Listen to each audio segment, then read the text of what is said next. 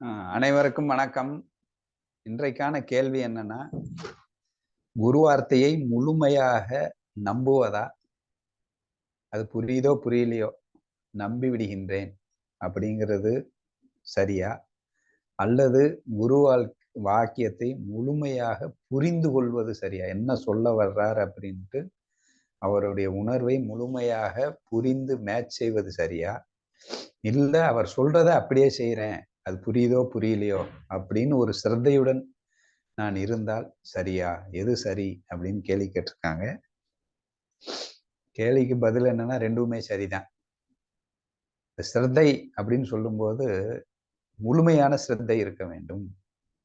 நிறைய இடத்துல நம்ம பார்த்திருப்போம். கோரக்நாத்தே வந்து தன் சிஷ்யர்களை வந்து சோதிக்கணும் அப்படின்னு சொல்லிட்டு ஒரு பெரிய மரத்துல ஒரு மரத்தின் கிளையை வெட்ட சொல்வாருன்னா, மரத்தின் கிளை இப்படி இருக்குன்னா, இங்க உட்காந்துக்கிட்டு இங்க வெட்டினா அவன் சேஃப், இங்க உட்காந்துக்கிட்டு இங்க வெட்டினானா அவன் கீழே விழுந்துருவான். அவர் என்ன சொல்றாரு, இங்க உட்காந்துட்டு இங்க வெட்டு.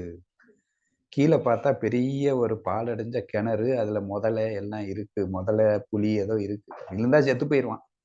ஸோ அதனால வந்து இங்க உட்காந்து இங்க வெட்டணும் அப்படின்னா எந்த சிஷ்யனும் வந்து வெட்ட மாட்டான். உடனே ஒருத்தன் வந்து அவன் வெளியே போயிருப்பான். அப்ப உடனே வந்து என்ன எல்லாம் யோசிச்சுட்டு இருக்கேங்க, நல்ல குரு வந்து இங்கிட்டு உட்காந்து நீங்க வெட்ட சொல்றாரு, கிணத்துக்குள்ள இருந்து செத்து போயிருவோம்ல, அவர் என்ன தெரியாம சொல்றாரே அப்படின்னு சொல்லிட்டு இருக்கும்போது அவன் வேகமாக ஏறி டக்கு டக்குன்னு வெட்டிடுவான். வெட்டி சர்றன்னு கீழே போகும்போது பெரிய ஒரு கை வந்து அவனை காப்பாற்றி அவன் தான் என்னுடைய அடுத்த சிஷ்யன் அப்படின்ட்டு குரு அறிவிக்கிற மாதிரி ஒரு கதை. அப்ப இந்த கதை எதை போதிக்கிறது என்றால் சிரத்தையை போதிக்கின்றது அப்படின்னு அர்த்தம். அப்ப அந்த சிரத்தையை போதிக்க வேண்டும் அப்படின்னு சொல்லும் போது என்ன நமக்கு புரிகிறது அப்படின்னா, முழுமையான அந்த சிரத்தை இருக்க வேண்டும். அதுதான் அங்க மெயின். ஸோ நான் புரிஞ்சுக்கவா புரிஞ்சுக்க முடியலையா அப்படின்னு யோசிக்கிறதுல 100% அதை கடைபிடிப்பதில் ஒரு சிரத்தை இருந்தால் கடைபிடித்து தெரிந்து கொள்ளலாம் அதனுடைய உண்மை என்ன. ஒன்று சொல்றான், ஒருத்தன் சிகரெட் அடிச்சுட்டே இருக்கான், இனிமே சிகரெட் அடிக்காதரா அப்படின்னு குரு சொல்லிட்டார். அவனுக்கு புரியல, ஏன் அடிக்காதான்னு சொல்றாரு, இது அடிச்சதுனால என்ன தப்பு, அடிச்சா என்ன பிரயோஜனம், எல்லாம் ஒன்றும் புரியல. உடனே அடிக்கிறத நிப்பாட்டிட்டான்னா ஒரு காலத்துக்கு பிறகு அவனுக்கே புரிஞ்சிடும்.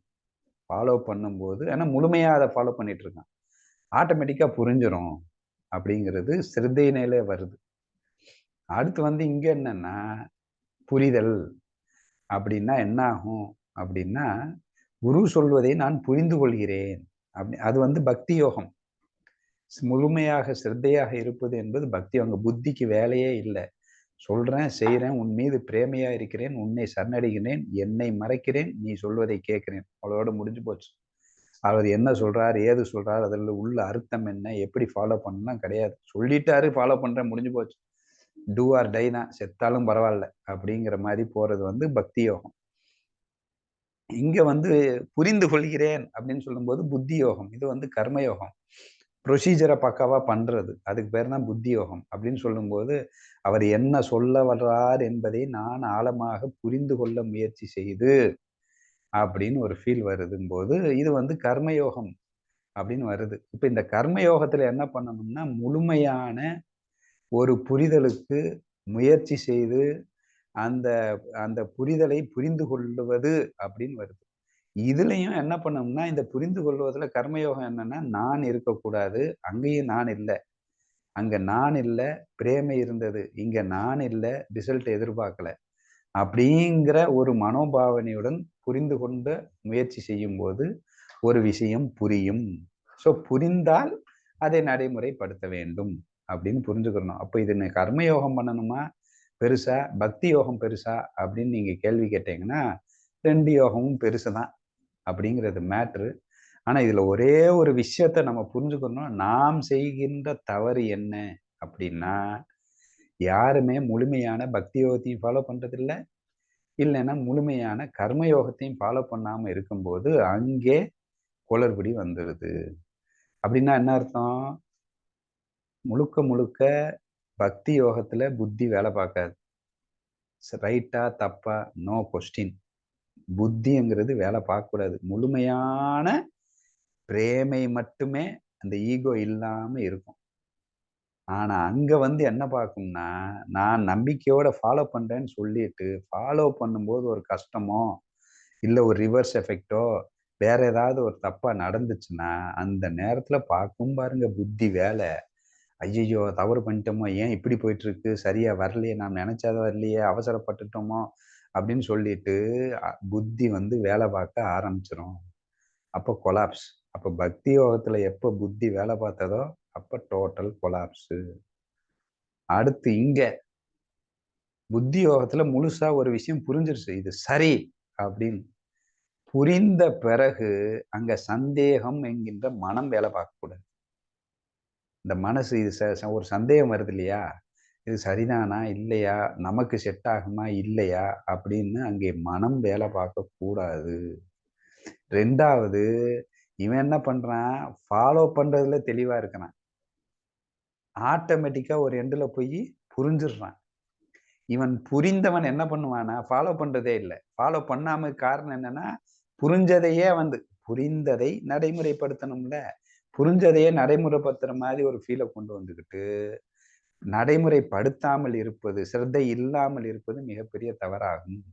அப்ப புரிந்ததை நான் நடைமுறைப்படுத்தும்போது தான், நான் புரிந்து விட்டேனா என்பதே எனக்கு முழுமையடையும். நான் சிரத்தையுடன் நான் 100% நான் நடைமுறைப்படுத்தும்போது அது புரியப்படும். ஸோ, இங்க பக்தி யோகத்திலிருந்து கர்மயோகத்துக்கு போயிரலாம். கர்மயோகத்திலிருந்து சிரத்தைய கொண்டு வந்து பக்தி யோகத்துக்கு போயிரலாம். அப்ப எப்ப முழுமை அடையுதுன்னா, நீ கர்ம யோகத்துல மனச கொண்டு வந்துகிட்டு, இது தப்பு, இது சரி, இது தவறு, நம்ம தப்பு பண்றோமா? இது இது கரெக்ட்டா வந்துருமா?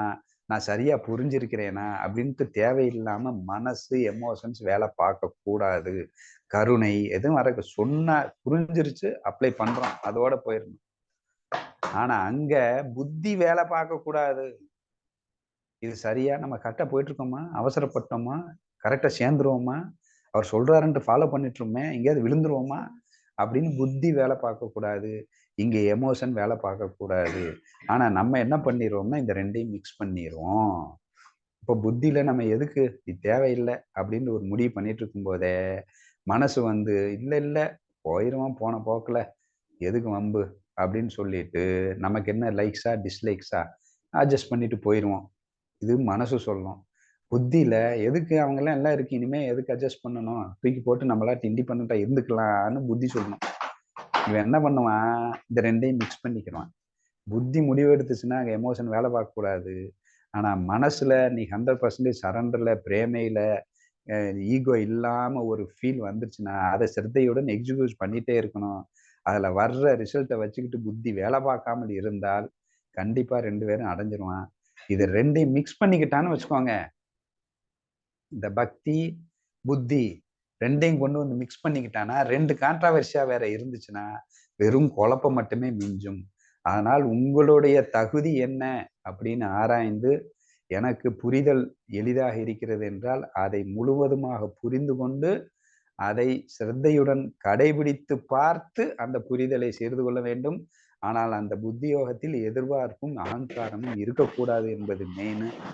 அடுத்து பக்தி யோகத்துல நான் வந்து சிரத்தையுடன் ஃபாலோ பண்ண போறேன்னா, 100% அங்கே முயற்சி, ஃபாலோ மட்டும்தான் இருக்கணும். அங்க புத்தி வேலை பார்க்கக்கூடாது. சரியா போயிட்டுருக்கோமா? ரீச் ஆயிட்டோமா? சட்ட எங்கேயாச்சும் நம்ம வந்து அப்படிங்கிற புத்தி துளி கூட வேலை பார்க்காம சட்டத்திற்கு இருந்தா வந்து அவன் ரீச் ஆயிருவான். அப்படி இல்லாம 2யும் மிக்ஸ் பண்ணிக்கிட்டீங்கன்னா, ஒரு குழப்பம் மட்டுமே மிஞ்சுமே தவிர பேசிக்கிட்டே இருக்கலாம். ஆனா முன்னேற முடியாது அப்படின்னு நீங்க புரிஞ்சுக்கோங்க. ஸோ இதுதான் என்னுடைய ஆன்சர்.